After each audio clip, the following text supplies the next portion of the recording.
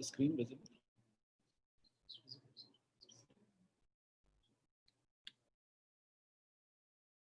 Good afternoon to our esteemed guests, Honorable Vice Chancellor, Professor Dr. Dilip Maisekar, and all our friends from Maharashtra University of Health Sciences, other health sciences universities all across the country, and my dear faculty and students. It is an honor to be together on this very auspicious occasion, which is the 22nd Foundation Day of Maharashtra University of Health Sciences, Nashik.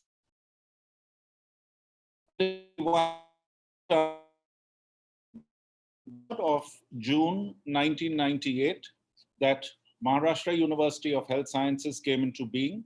And this was formally inaugurated on the 10th of June 1998 by the then governor of Maharashtra, Dr. P.C. Alexander. And that is why we celebrate this day as the Foundation Day every year. So a warm welcome.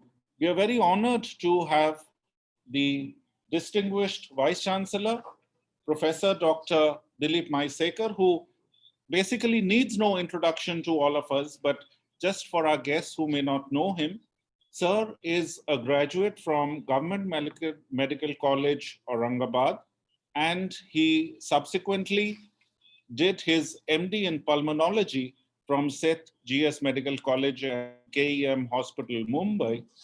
Sir has always taken a keen interest in tuberculosis and done a lot of research projects and public health messages of which have transformed the way that we look at tuberculosis all across the country.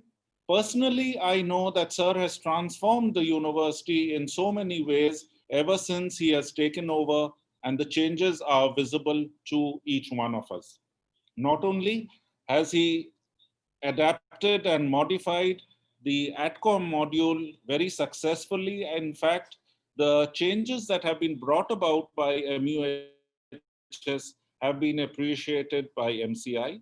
Not only that, Sir has taken a very keen interest in integrating bioethics into the curriculum and changes to all of us. So without further ado, I welcome you all to this session, to this webinar. We will have the celebration of the 22nd Foundation Day, and we will be inaugurating the Department of Clinical Research and the Incubation Center here at Mimar Medical College. We will have a keynote address by the Honorable Vice Chancellor, following which there will be a talk on clinical research in medical institutes in India, a need for a new outlook in the post-COVID era by Dr. Digant Gupta, who's a clinical research consultant with Mimar here in Pune. So I now invite the Honorable Vice Chancellor to kindly deliver the keynote address.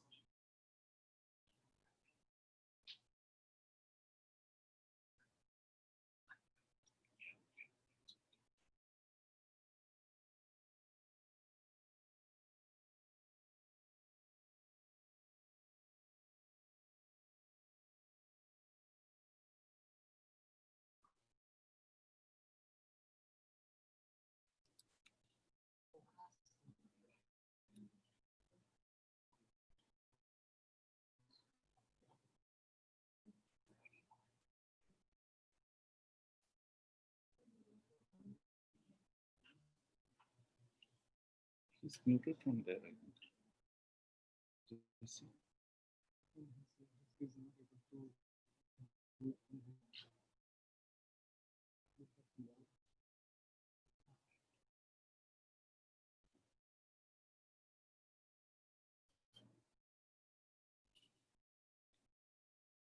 Just from there. Just tell whoever's there.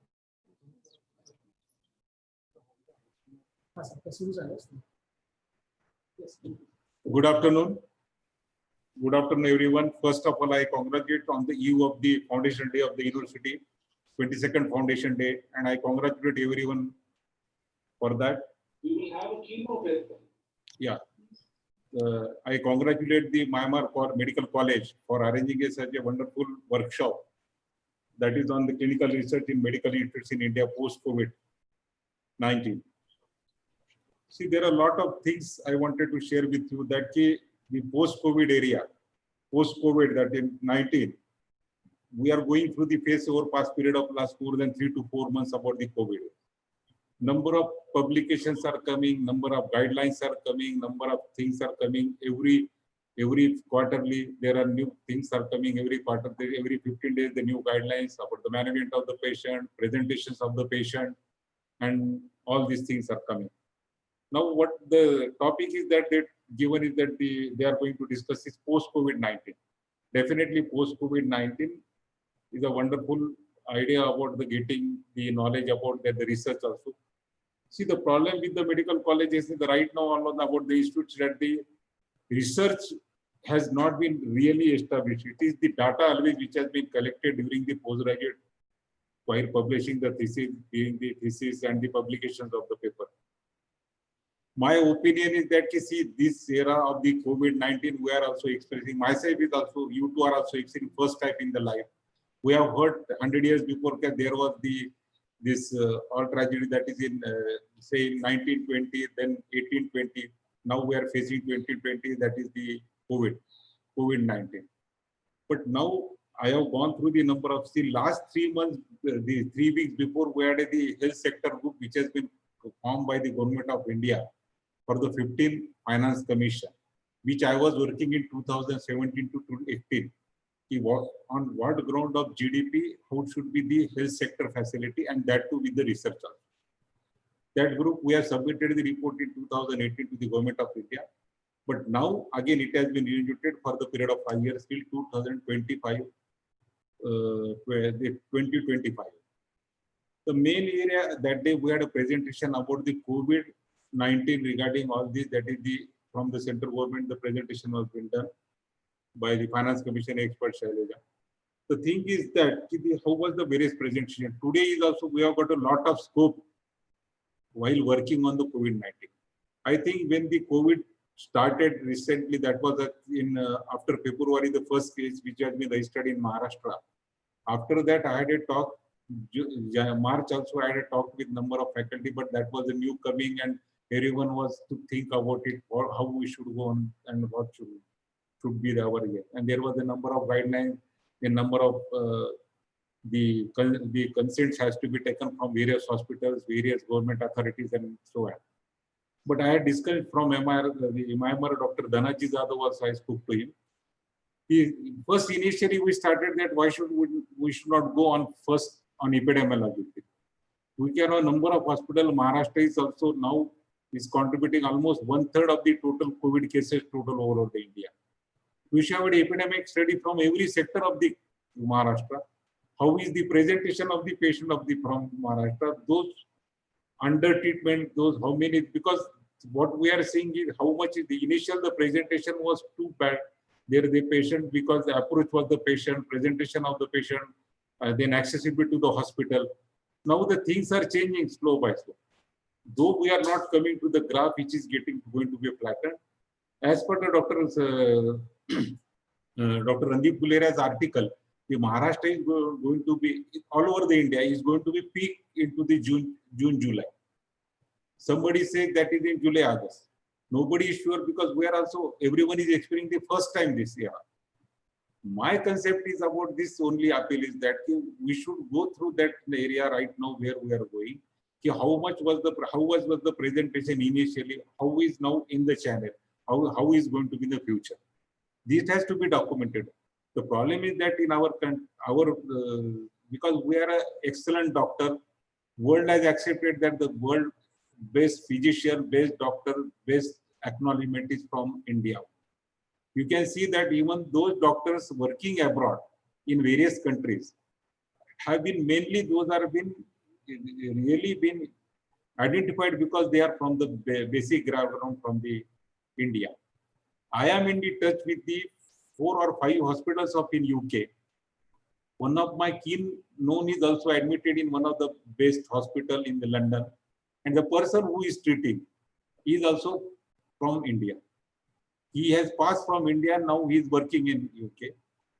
And I will tell you, the person who are on ventilator, there are the patients in UK, those who have come with comorbid condition, are more than 50 days, 30 days, 40 days, they are on ventilator. And the second experience which has been taken also is the person, because it is not a protocol that I should name their name, but he is also from the India, who has given the second note after 30 days of on the ventilator patient. Sorry, by mistake, it has been here. Actually, 30 days after the patient, those who are on ventilator because of the COVID positive. And now, second opinion has been taken there only in the UK, and now the patient, they are coming back. While appealing to this workshop is that we have to collect the data also. I have studied, got the details of the 5 patients just for my knowledge actually. Being a pulmonary physician, I explained with them. One of my good friend is there. He is also intensivist. He is telling me that this is the presentation. Presentation was very much worst initial. Now they are also coming to the initially all hospitals, they were full in UK. There were number of patients in IT were too many presentations, too many number of patients. But now almost ITUs are 60% are occupied. Initially they were 100, 110. Now means they, according to them, the graph is coming down. Maybe the presentation of the cases might be number of KDP may be there definitely. What I feel is now I have discussed in Maharashtra also, in Karnataka also, we had a joint meeting of the Vice Chancellor also. There also we had a presentation with number of the persons. 2 things I could find out. This is what I got as the reference from various patient presenting. See, nobody has got the actual guidelines exactly what drug which is going to be active against the coronavirus. Everything is the presentation with the data will come out, and one day they will get the medicine, one day we will get the vaccine also. But there is still time, but all is the right now treatment is symptomatic. And yesterday only I was reading one article, they said that the person those are presenting with corona pneumonia, they have got the best result when they are admitting the IV intracoagulant, IV, the low molecular heparin. This all number of trials they are coming. I feel that all these things should be documented in a respective hospital. Those treating doctor may not be able to get these things because they are so busy with the patient care and everything. My appeal to the other faculties also, they should coordinate with their. And I have given 5 projects from MEHS to the various doctors for getting the data for the presentation of the COVID patient.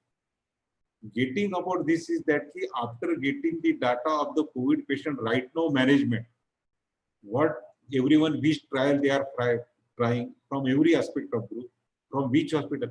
I just asked them, the doctors, that you may not be actively involved in the treatment of the patient, but they are getting the data from the treating doctors, which guidelines they are following, how is the presentation of the patient, because this will help us in the future.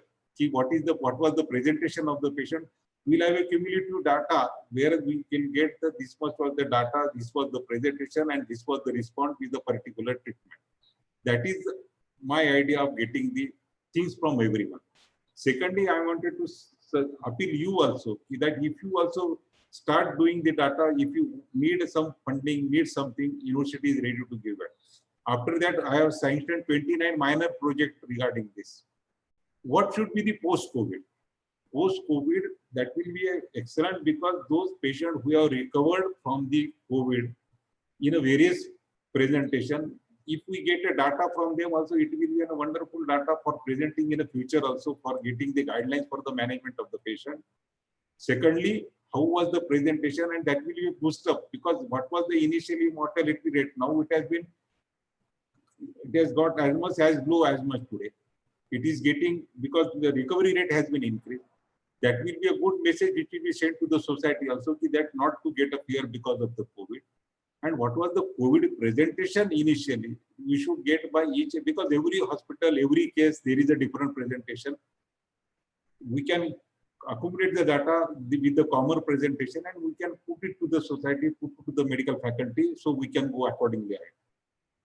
Secondly, I wanted to suggest that even epidemiological data, because how many persons who have been directly infected with direct positive cases of the COVID, whether they were contact, how many was the infected that, because recently you must have also seen the news that Dr. Mahatme Samne, he has presented that initially it was a 4 times contact was the infective rate. Now he says that it is 1.3 as per his data which is. So like this, these are number of trials, number of data will come and will prove that how much was the expecting, how much is going to be the infective rate, because tomorrow till the time where we are not getting any exact vaccine, medicine, we have to live with the COVID. Everyone has to get accustomed with the COVID. Like now, everyone has been made a compulsory mask, distancing, all these guidelines. If we go on collecting data, go on getting the various trials also, it will be more easy to get acquainted with the COVID and will better with the patient management of the COVID also. Now, what fear was initially, at least now it is coming now. But still the distancing, all these things, then using masks, this social awareness has to be created. We are the major pioneer of all this. What we will follow, the students will follow, but the students will follow, the society will follow. It's like that because everyone medical field is looked after that. Lastly, I conclude with that I appeal to all also on this issue that if you start doing project at your idea, submit to me on email. I will see to it that best, because I want to promote you in every faculty, not as an only medical. Ayurveda also, homeopathy also, because now the homeopathy medicine, they said that arsenic album, they have got the number. I said you collect the data. How many persons, those who have taken arsenic album, how many of them have got infected, how many they have not infected, what was the immunity build-up? Like that in Ayurveda also, they said Ayush has also cleared that these are the drugs, these are going to increase the immunity. I wanted that the trial should be taken at the respective faculty, that what was the basic result about that, how many of them have got infected, how much was the after taking the intensity was the disease, how much was the without taking of the disease. Control may not be possible this time because being an ethical issue, but at least they can see the presentations of the patient. Post-COVID era, we'll have to analyze all these things and then we'll have to submit, because everyone's experience, ICMR is always welcoming everyone's suggestion. And we are fortunate to have Dr. Ramanji Gangakhetkar he's from my own institute, from my own alumni, from home college. It's a wonderful welcome. We should give the data to him. They will also analyze, they will also get boost up something new. Why not? The India will now is a world best coming with everything, and we'll get the medicine for that also, get the alternative for what is going to be treatment for the COVID. And we should experience everything and we should collect the data. That's my appeal. And thank you very much for the MIMR for arranging this wonderful webinar. And now Dr. Gupta will be speaking after me. We would like to share his experiences also, and we should also learn from things. And it is nothing like that. Everyone has his own view, and everyone has his own should analyze the data for everything and submit to the respective. If you can submit to universities, well and good. You can directly submit to the ICMR also. Everyone is welcoming what new we are getting and what new we are going to apply in the best interest of the patient, best interest of the doctors. Thank you very much. Thank you very much. Thank you, sir. We are really grateful for you to take the time out. I know it's a very busy day, but on this auspicious occasion, kindly accept our heartiest congratulations and wish the university many, many more years of success and taking the lead in transforming healthcare education. Extremely grateful, sir, for giving us that enlightening talk and for sharing with us on this very important and memorable day. Thank you once again, sir, for the support. We are also grateful to have our Executive Director, Dr. Suchitra Nagre ma'am. She has been the guiding light and giving us all the support that we needed in putting this day together. So I now invite ma'am to just share her thoughts on this occasion. Sir, namaskar. Very good afternoon to everyone. I welcome all the participants who are attending this webinar today, which has been organized by the Department of Clinical Research and Incubation Center of Mymar Medical College. And thank you, sir, for those enlightening thoughts which you have shared just now with all of us. I can just assure you on behalf of all the medical colleges that we will definitely work together in this COVID period, and we will definitely try to reach to some solution in this tough times which we all are facing. And I'm sure that all the faculty of the medical education institutions and all the clinicians and all the paramedic people can work together to bring out some solution in this COVID times. And I think it is high time that though we are performing okay, I think Maharashtra is having so many cases, and that is really worrisome. But the good part is, I think many people are getting cured also. So I just wish that all the medical fraternity should work together in this period and try to develop their research aspect also. And we have to work together in this time. I welcome all of you once again, and I hand over the things to Derek, and I think Digant can start over. Thank you, everyone. Thank you, ma'am, for those kind words. Without further ado, I know each one of us are waiting for this extremely interesting presentation from Dr. Digant Gupta. So we'll be starting his presentation in a minute. Once again, can I request all the participants to kindly mute yourselves as well as switch off your video. That will reduce the bandwidth and we can all enjoy the presentation. We will be taking your questions at the end. You may kindly type them into the chat box and we will take them at the end because we want this to be interactive. Dr. Digant is with us. So as soon as he finishes the presentation, we will be having you online, and in case someone would like to ask a question, we'll try and give you a chance at the end. But till then, a sincere request, kindly switch off your videos and mute your mobile or your laptop or your PC wherever you are connected. That will help all of us. Thank you so much. Over to Dr. Digant.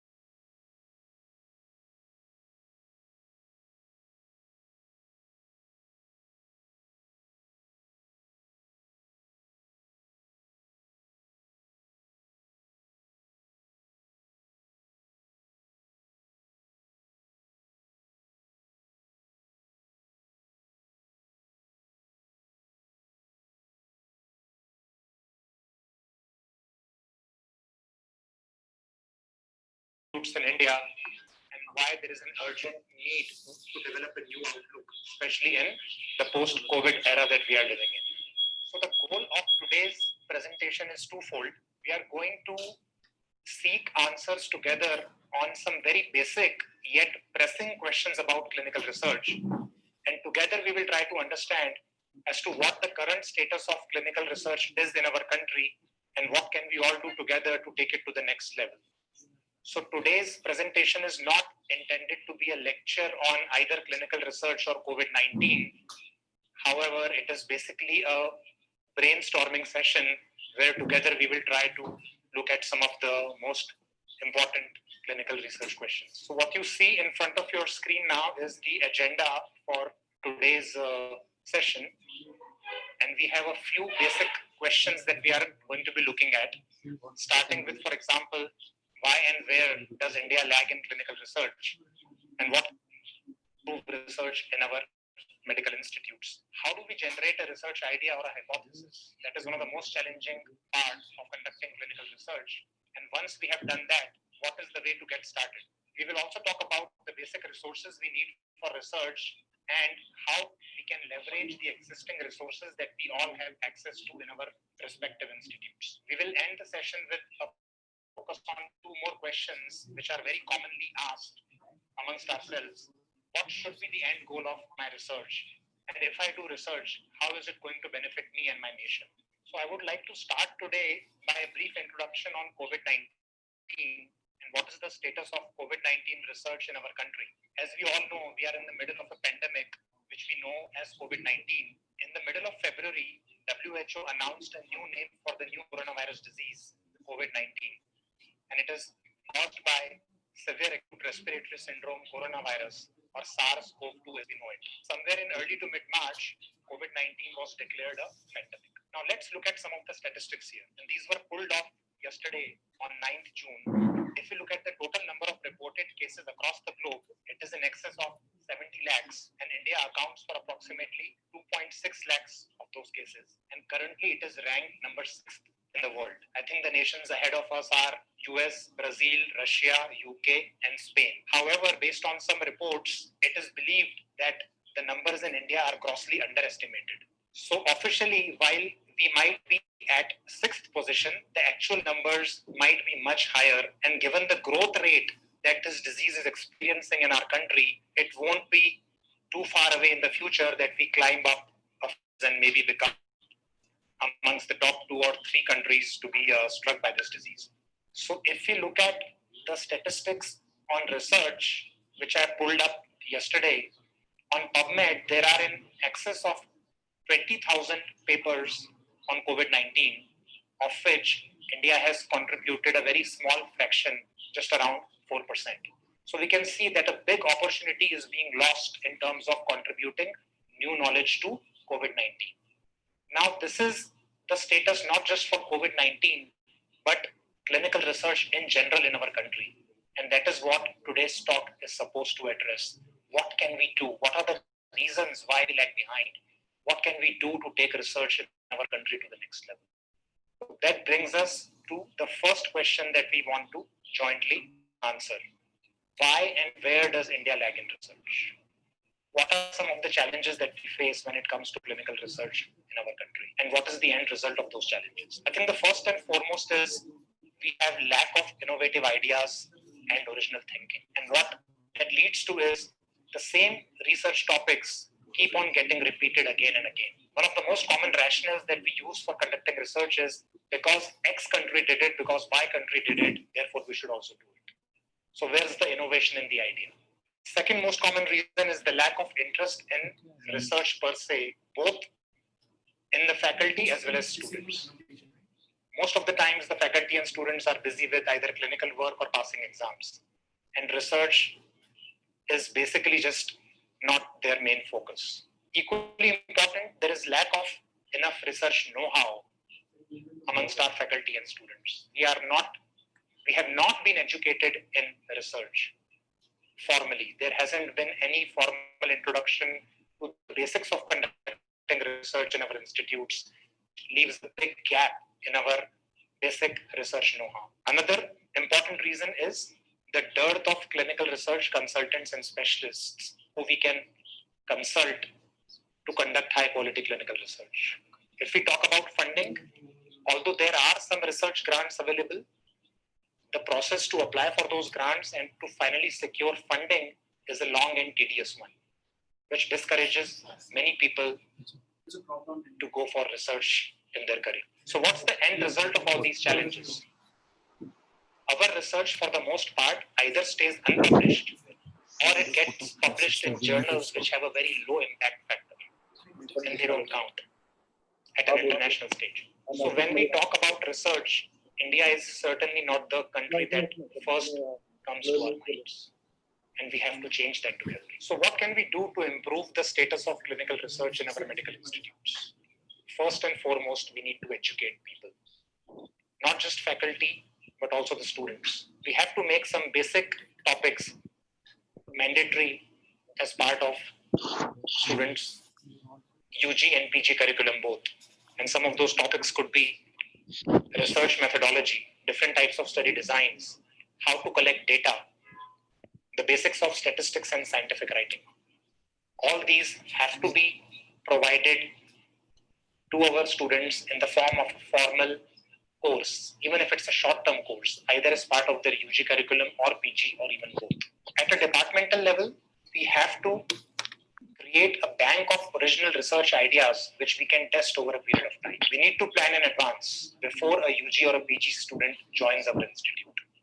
We have to allocate a research topic to our students right around the time of their joining so that they can own their topic for the rest of their academic studies at the institute. That itself is not enough. We have to continue to monitor the progress of research through regular meetings. One way to improve the quality of research in our institutes could be to set up some kind of a clinical research center or a department which will provide a single point of contact to all the faculty and students for their basic research needs. So as you can see, we need a multi-pronged approach in order to elevate the status of clinical research in our institutes. It will take a lot of collaborative effort for a long period of time before we start to see any significant results. So that brings us to our next question, which is one of the most challenging parts of conducting clinical research. How do you generate an original research idea or a hypothesis? Oftentimes we get stuck, our thinking gets frozen. We get so tempted to just pick up some topic which has already been researched previously and just do a study along similar lines. But that is not going to get us published in the best of journals. So what is the recipe or what are the ingredients that we need to consider before thinking of an innovative idea? The first is you need to have that scientific bent of mind, that scientific curiosity, that inquisitiveness, that little bit of a skepticism about the status quo, that little bit of a challenging mindset. That's what we need to be able to come up with some original thinking. Second most important aspect is you need to be aware of what is going on in your respective field. I call it external awareness. And what is the way to develop that awareness? For starters, you can identify top 2 or 3 journals in your respective field and subscribe to those, and then make it a habit to browse through the articles published in that journal, especially the ones that are in your specific area of interest. That will keep you updated about what is going on in the community, what are the gaps, and maybe that will stimulate you to think of something that has never been investigated before. And that is what we call an original or an innovative research idea. Third most important point is brainstorming or networking with your like-minded colleagues.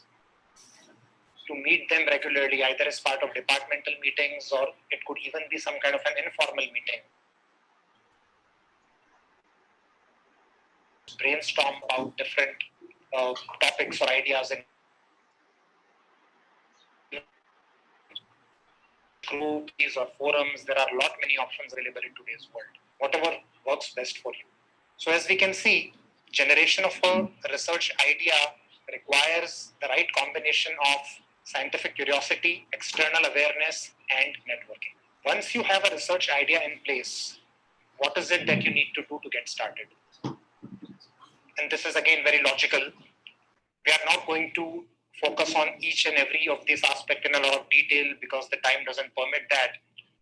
Each of these bullets that you see in front of you is worth a short course in itself, but I'm just going to list these points briefly for you.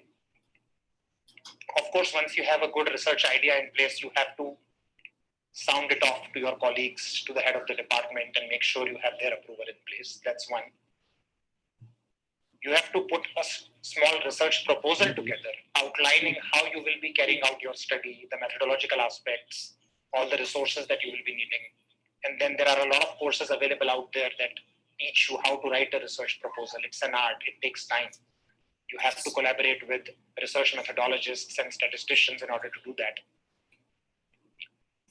All of you are aware of the ethics committee or the institutional review board.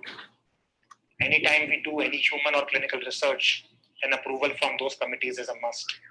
So you should prepare in advance for that as well. Once we have all of that in place, we just jump into starting to collect data randomly without any systematic data collection methodology. So data collection in itself is also a very tedious exercise and it has to be planned in advance. You cannot have part of your data collected in paper-based records, part of it electronically, and then we are trying to combine the two together. It doesn't work that way. For the most part, data collection has to be electronic, and the data collection protocols have to be designed systematically to make sure that the data that is being collected is of the highest quality.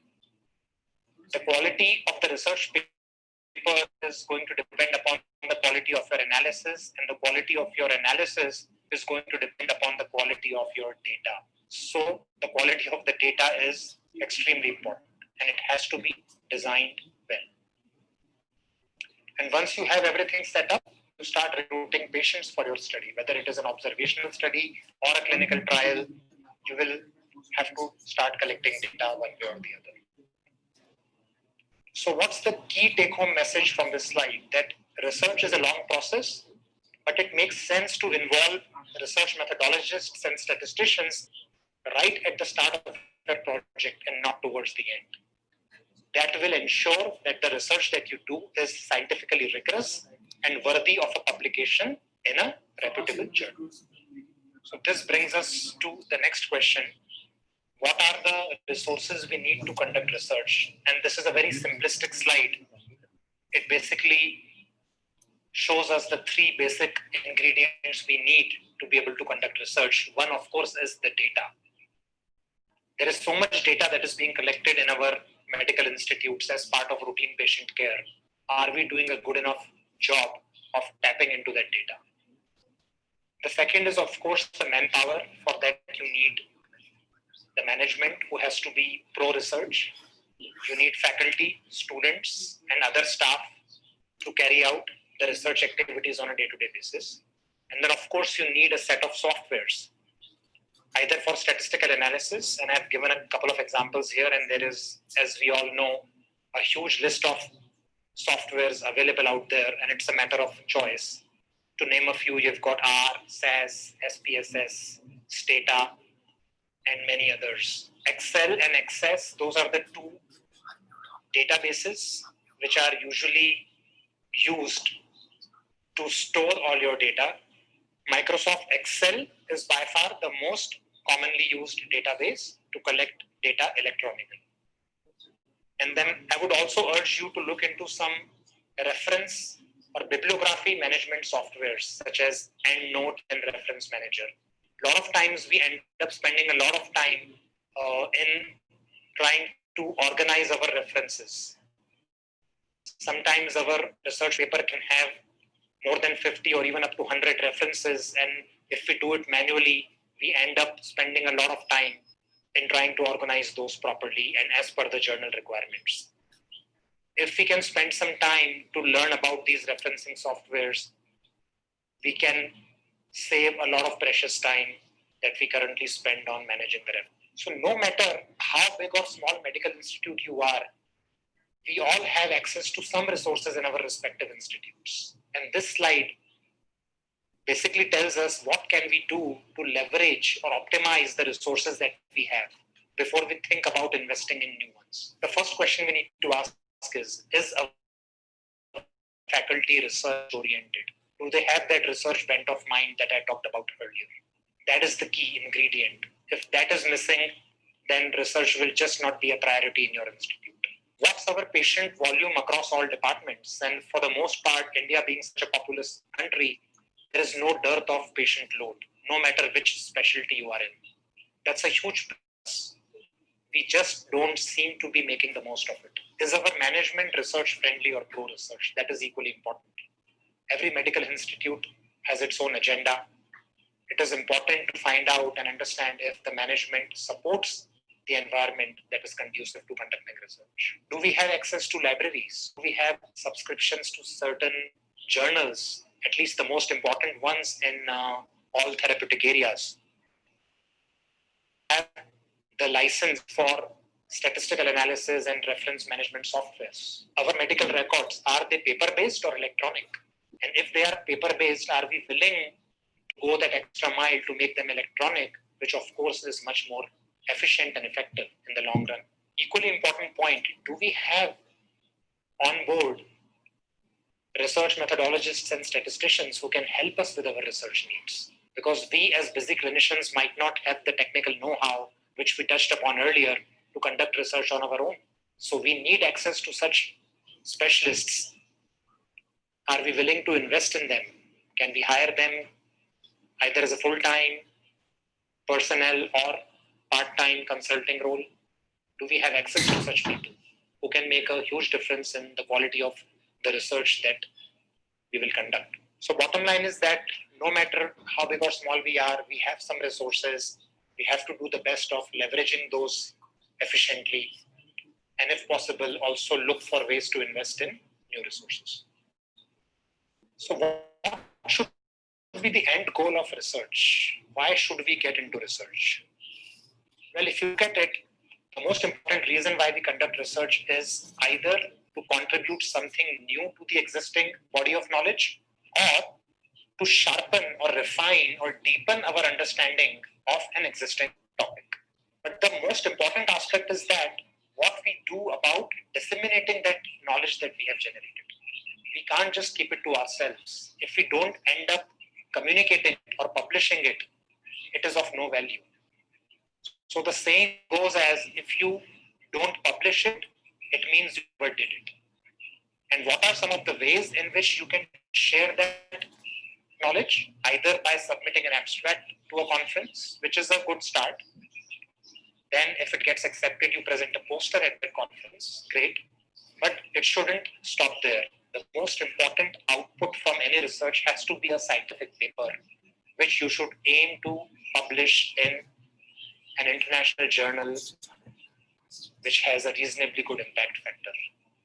That is how you are going to be able to communicate your results, your findings, your research with the rest of the medical and research community.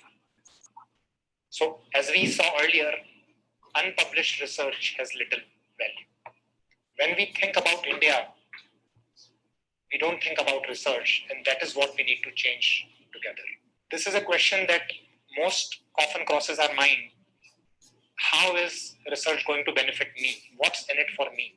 What's in it for my institute? And if at all we can ask that question, what's in it for my nation? As we have already seen in the previous slides, we have got such an extensive and diverse patient base, but our contribution to the medical literature is very restricted, very limited, to say the least. We looked at COVID-19 as an example, how India has only contributed a very small fraction of all the publications so far on COVID-19. We used that example to basically build a case that not enough is being done in our medical institutes as far as research is concerned. We need to change that. if we conduct high quality research, what are some of the benefits that can come to us with time?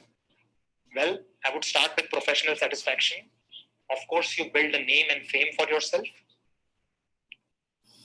We all know how people try to publish as quickly as possible to get promoted to the next level in their institutes. That is a good incentive.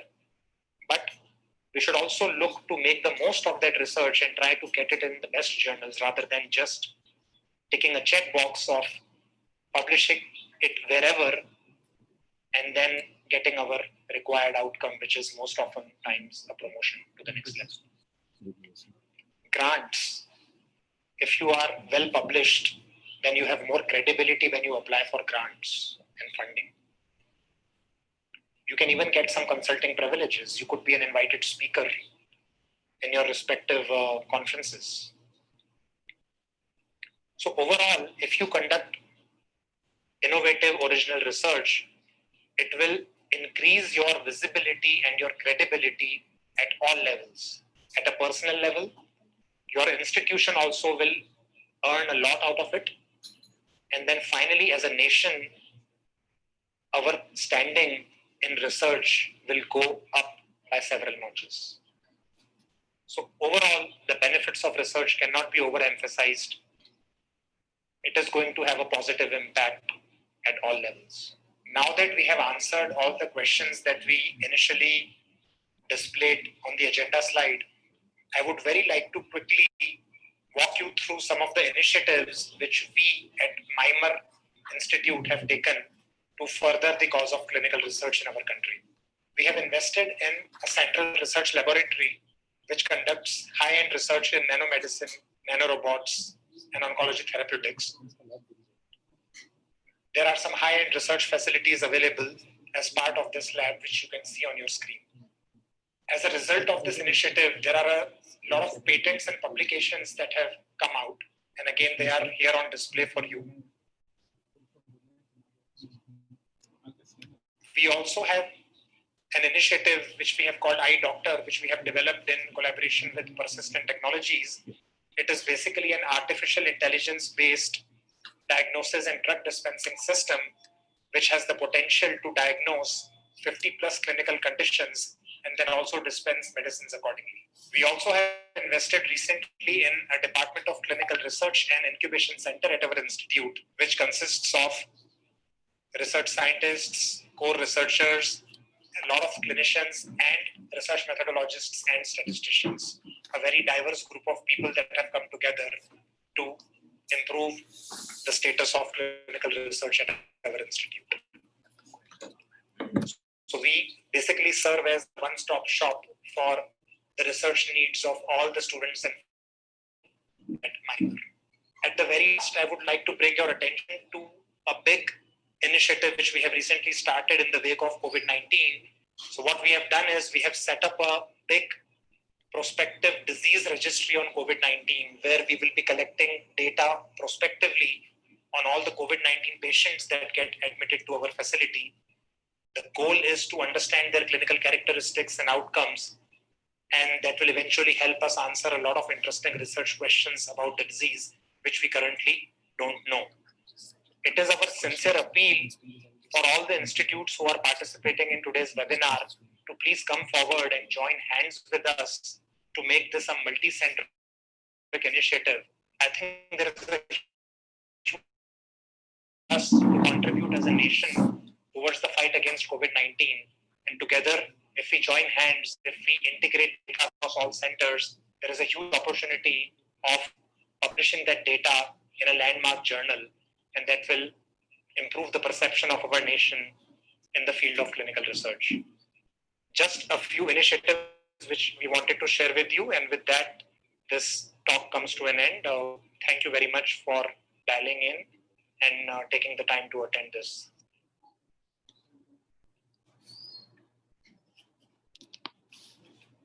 So thank you, Digant, for that very, very lucid presentation.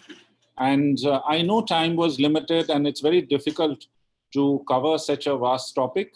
But as promised, we will be taking this ahead.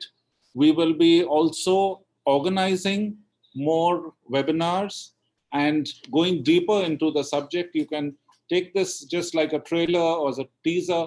And we just wanted to check out what is the requirement of all our esteemed guests and participants. So we'll be sharing with you a feedback form subsequently. And we request you all to kindly fill that up so that we can address your needs as is required. There are a couple of questions that we've gotten here on the YouTube live transmission that was going on, as well as some of you have put in questions here on the chat, or we've received some through the WhatsApp as well. So I now invite Dr. Digant to answer some of the queries and the doubts that are coming. Dr. Digant, please. Thank you, Dr. Derek. So we have quite a few questions that came in during the talk, and what we have done is we have organized them into different buckets based on the content of those questions. We won't have the time to address each and every question, but let's look at some of the most common ones. The first question that came in.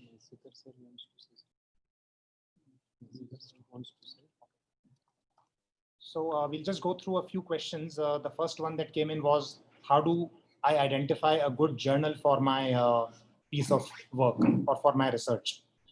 That's a very valid question. Oftentimes, we are done writing our research papers, but then we have no idea where to submit it to. These days, there are a lot of websites. I can't name a few right off the top of my head, but if you just Google it, there are a lot of websites that lists all the journals in a particular specialty in a certain order of their impact factor. So if, for example, you want to publish some research in, say, ophthalmology, then you can easily download a list of journals specific to ophthalmology, and then you can see their respective impact factors and accordingly choose the journal that best suits your research paper, that has the best alignment with the scope of your research article.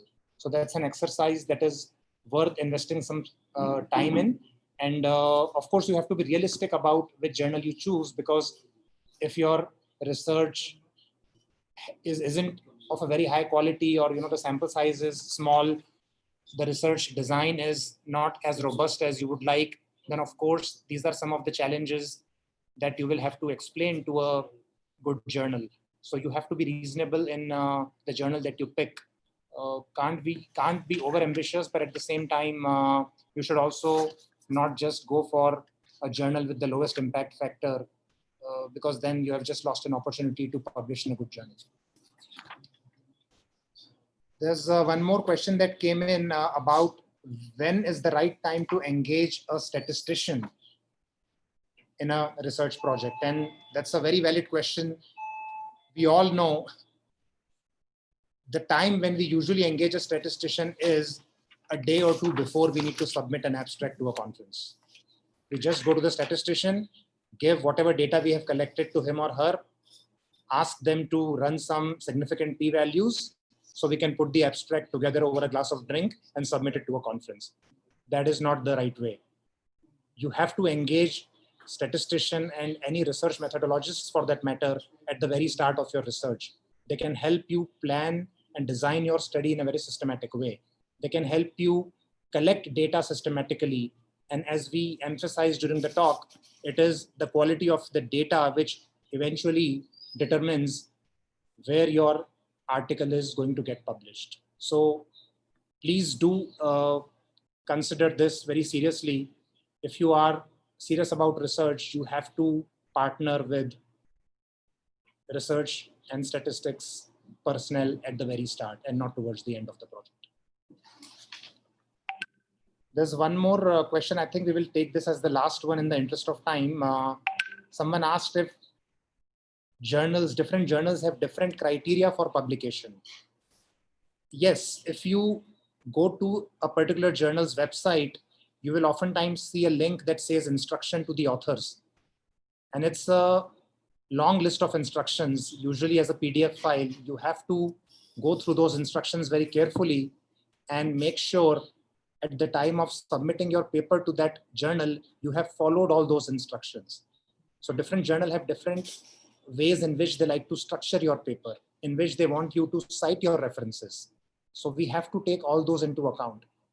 Having said that, there are a few journals which allow you to submit the paper in your preferred way, and they can later on ask you to modify it according to their guidelines. So it's called your paper, your way. Some journals, they understand that this can be a very time consuming process. So they allow you the freedom and flexibility to submit the paper in your preferred format.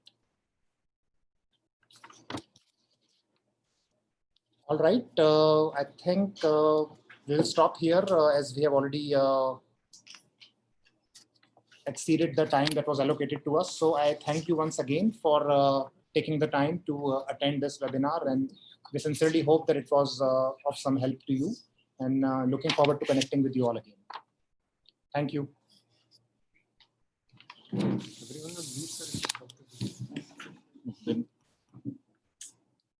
So that we don't.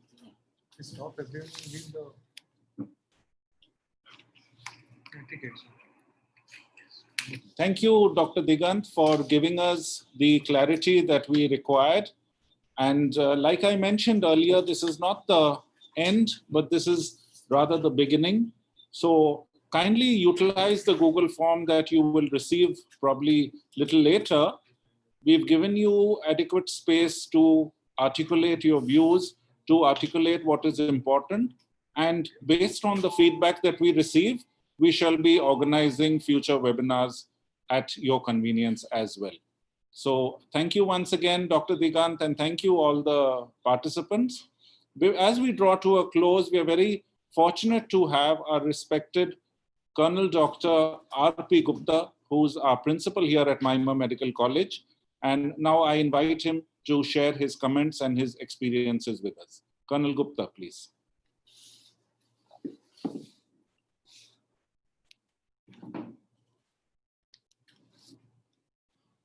Good afternoon. Well, friends, research is an integral part of the medical education.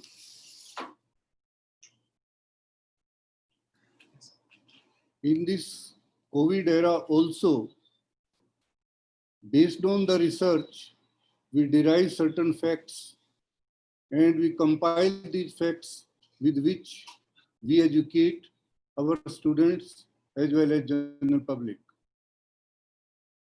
Our Honorable Vice Chancellor, Dr. Dalip Mehsekar, has illuminated us with the fact that in this COVID era or post-COVID era, even it will affect the management of certain diseases, of almost all diseases. And with it, for that also, we do require research. Dr. Digant has already pointed out in detail that how in this COVID era, as well as in post-COVID era, the research projects are going to be affected. How as a whole research is going to be affected. How to compile data, how to analyze, everything is going to be affected. So research is going to have a different pattern. He has rightly answered all the questions by the audience. So we thank all the medical colleges for participation. Thanks for all. Thanks to Dr. Arun Jamkar sir also for participating in this. With this, I thank all, everyone and all global students. Thank you, sir, for those words of encouragement. And may I now invite Dr. Darpan Mahesh Gauri to kindly give us the vote of thanks. I wholeheartedly thank all the participants who have spent their time in attending this webinar. I understand there were some technical errors, but I hope the message that Dr. Gupta gave, it was quite clear to each one of us, and it will instigate some interest in the research. And definitely the final aim of this event was to launch all the medical colleges in the state on a global field in research. I wholeheartedly thank the Maharashtra University of Health Sciences for providing this platform to us and giving us this opportunity to conduct this event in particular Professor Dr. Maisekar sir, who has always been an encouragement to all the institutes and with a particular interest in all kinds of research.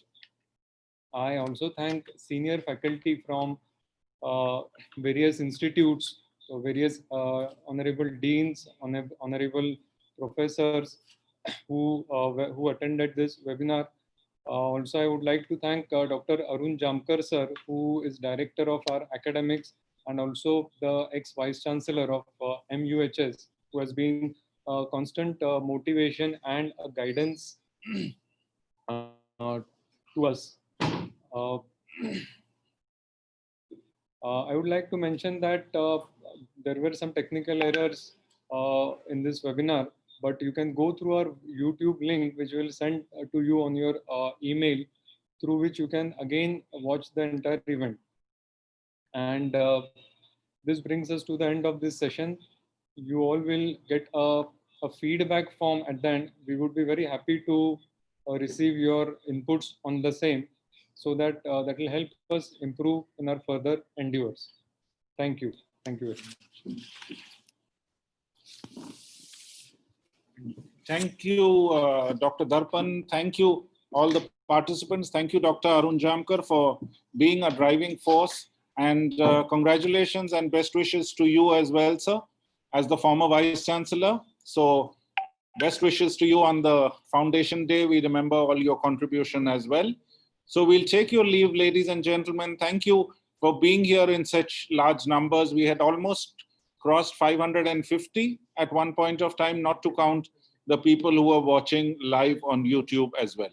So thank you once again. Looking forward to getting your feedback and best wishes to each and every one. Thank you once again and regards. Have a wonderful day. Thank you.